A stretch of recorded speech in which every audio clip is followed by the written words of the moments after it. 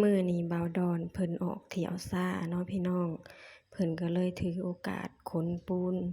มาให้ทางเรือนแม่ยายหอมเนาะเพราะว่าบ้านของแม่ยายหอมน่ะเพิ่นจะพากันสร้างถนนเบตงเนาะก็เลยจะต้องเอาซีเมนต์น่ะไ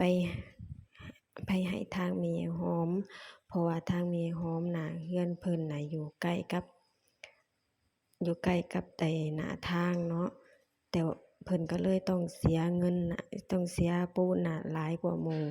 ก็คือต้นหนึ่งก็20 ศอกนั่นเองเนาะพี่น้องแต่ว่าคนที่เขาเจ้าเรือนเขาเจ้าบ่ได้เสียเรือนเขาเจ้าบ่ได้ใกล้ทางน่ะเขาเจ้าจะเสียแค่3 กระสอบเนาะก็เลยเก็บเงินทางกรุงเทพเนาะเพื่อจะมาซื้อให้ทางแม่ยายหอมเนาะ สบายดีพี่น้องมื้อนี้มาพบพ่อกับช่องบ่าวดอนชาแนลอีกแล้วเด้อมื้อนี้ก็มาพ้อกับสาวตุ๊กเนาะพี่น้องจ๋าฝากให้พี่น้องกดไลค์กดแชร์กดติดตามให้ช่องบ่าวดอนหน่อยเด้อมื้อนี้ก็ทางอันบ่าวดอนเพิ่นได้เที่ยวช้าเนาะเพิ่นก็เลยจะเอาวันปูนมาให้ทางบ้านเนาะเพราะว่าอยู่ทางบ้านนั้นทางบ้านของแม่ยายหอมน่ะเขาเจ้ากำลังจะสร้างถนนเบตงเนาะพี่น้องเพราะว่าทางเข้าบ้านของแม่ยายหอมน่ะยังเป็นถนนยังเป็นถนนดินแดงอยู่เนาะพี่น้องก็คือตอนนี้ก็คือกำลังมีการก่อสร้างกำลังมีการทำกำลังมีการก่อสร้างเป็นถนนเข้าบ้านเนาะพี่น้องก็คือประชาชนเก็บกันเองเนาะก็เลยต้องซื้อปูนมาให้เขาเจ้าเนาะพี่น้องแล้วท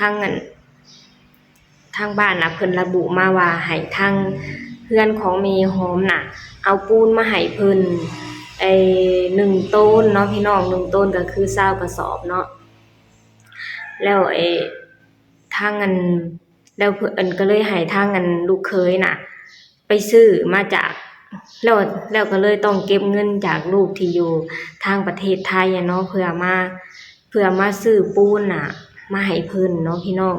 เพราะว่าทางเรือนของแม่ยายหอมบ้านเรือนเพิ่นติดกับถนนเนาะเพิ่นก็เลยต้องเสียหลายเนาะถ้าหากว่าเฮาจะไปซื้ออยู่ร้านก็มันก็ขนมายากเนาะและอีกอย่างมันก็เป็นเงินที่ราคาแพงเนาะก็เลยให้ทางบ่าวดอนรับซื้อมาจากโรงงานเพื่อมันจะได้แบบว่าลดค่าใช้จ่ายลงไปแหน่เนาะแล้วมื้อนี้ก็เพิ่นก็เลยจะขนมาให้เนาะพี่น้องแล้วก็ตั้งแต่เพิ่นไปเฮ็ดเวียกนี่ก็เพิ่นบ่เคยขับรถเข้ามาเรือนจักเทื่อเนาะแล้วมื้อนี้ก็เป็นครั้งแรกเนาะที่เพิ่นจะขับเข้ามาบ้านเนาะพี่น้องแต่เงินที่มาซื้อปูนนี่ก็คือแบบว่าเป็นเงินเอื้อยเงินน้องอยู่ทางประเทศไทยเนาะพี่น้องเป็นคนเก็บกันมาเพื่อจะมาเอามาซื้อปูนเนาะเพราะว่าอยู่ทางบ้านก็บ่มีเนาะก็หาเงินอยู่ทางบ้านก็บ่พอนะพี่น้องก็เลยต้องให้ทางเอื้อยน้องอยู่ทางประเทศไทยเป็นคนส่งมาให้เนาะพี่น้องเดี๋ยวเราไปเบิ่งกันเลยนี่จ่ายค่าปูนเท่าใด2 3 4 5 6 7 8 9 10 11 12 13 ล้านหาแสนเงินที่ได้มานี่เอาไปใส่เอาไปให้ไผ จะให้กาโรงงานก็แล้ว ต้องเอาไปให้โรงงานเนาะขาปูนซื้อปูนออกมาพี่น้องซื้อปูนออกมาให้ทางครอบครัวของแม่ยายหอมเนาะเอามาส่งปูนเอาไปเททางเบตงเข้าบ้านโซเฟอร์เขาขับมาเองเลยมื้อนี้ขาลงเท่าใด ขาลงเท่าใด100ขาแก่ครับขาลง100ขวดนึงบัดนี้กลับไปมีเที่ยวบ่บัดนี้อยู่สวรรค์เหรออยู่สวรรค์ที่บ่ได้ไปตายเขา เอาอันบอกเที่ยวซ่าบ่ ถ้ายังก่อยกำลังขึ้นปูนครับว่าเอาเงินเอาเที่ยวมาให้มาเป็นเอา กำลังขึ้นปูนแล้วเขาบอกเอาเที่ยวมาให้รถปัดคันใหญ่เนาะคนน้อย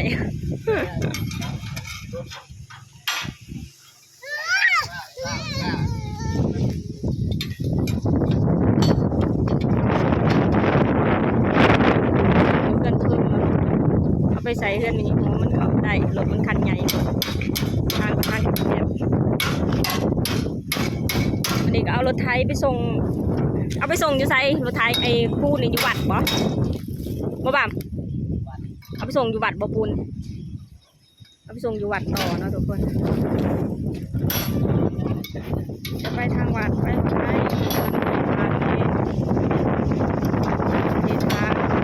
ทางมันแคบมันยากรถมันใหญ่เนาะก็เลยเอาขึ้นมาไว้อยู่พี่แล้วจะรถไถไปทีไปไว้ปลาไว้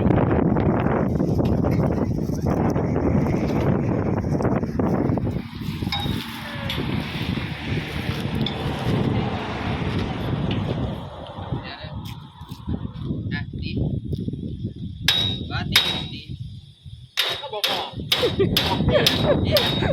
แล้วมันตีหัวตัวเปิด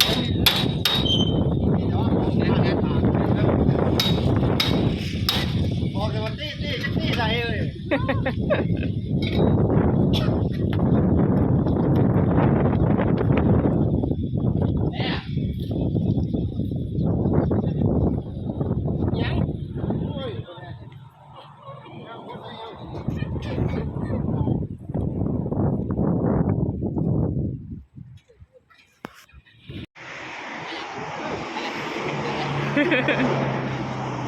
นี่จ่ายขาปูนเท่าไดอ่ะ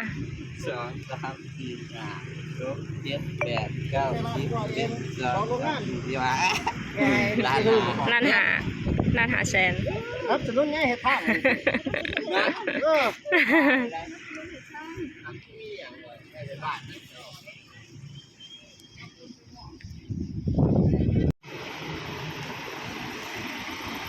เพราะทางเงินแม่ยายหอมเขาจะอันเพิ่น